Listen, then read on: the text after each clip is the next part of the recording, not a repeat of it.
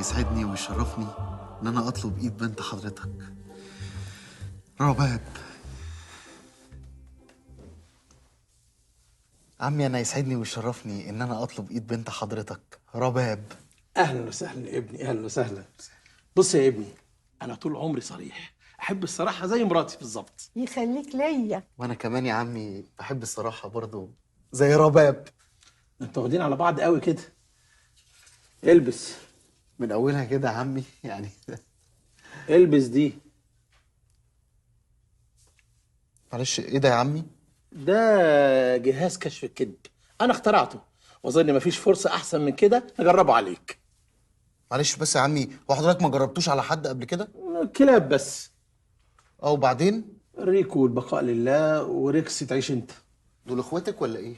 اخواتي ايه بس يا خالد؟ لا والله شكرا يا عمي، سلام عليكم. اثبت اثبت والبس. طب يا عمي انا لو هلبس مش هلبس لوحدي. البسها معاك مجامله يا سيدي، يلا. يلا.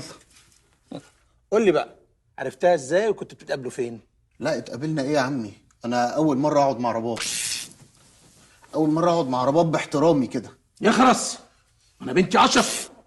اشرف كان كده برضه. ايه يا بابا اللي بتقوله ده؟ ايمن. يا بابا احمد، ما انا مش فاكر، فكريني. اشرف مين واحمد مين وايمن مين؟ انت اكيد مش رباب.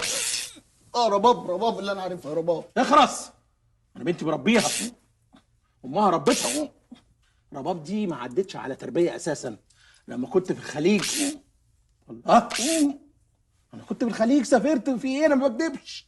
عشان كنت في ليبيا مش في الخليج. ده مش عارف يكذب، ده بيكذب في المطلق. يا خالد عيب بقى. عيب ايه؟ انا كنت فاكرها مؤدبه. مش مؤدبه مش مؤدبه. انت ايه اللي شدك في رباب؟ والله يا عمي ايه، انا ما اتكلمتش. حضرتك اللي شدتني يا عمي. عايز ايه بالظبط؟ بصراحه كده يا عمي، انا سمعت ان انتوا نايمين على خميره وانا جاي اكبش منها. واحنا يا ابني بنشتري راجل مغفل يستر عليها.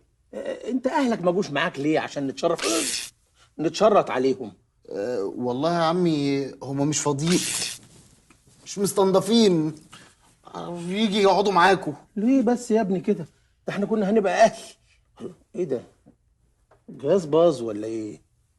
بص يا عمي، بصراحه كده انا بحب رباب وهشيلها في عينيا، وامي كمان هتشيلها في العنايه المركزه من كتر الجلطات طبعا. ايوه كده.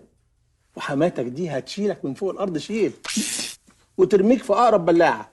بصراحه كده يا عمي انا داخل على طمعه. واحنا ما صدقنا نخلص منها. وانا امي يا عمي. وانا ابوك. بابا. بابا مين يا ابني؟ بابا ايه يا ابني؟ لا كده اللي جاي هيوجع اكتر. يا جماعه حد يجيب الولاعه. طب ابني ما جيتش اساسا. وانا عمي سالف الهدوم اللي عليا. وانا سالف رباب. مبروك عليكم انا يا عمي. الله يبارك فيك يا ابني، انت بني ادم مش محترم. الله يخليك. انا حبيتك. الله يعزك. نقرا الفاتحه.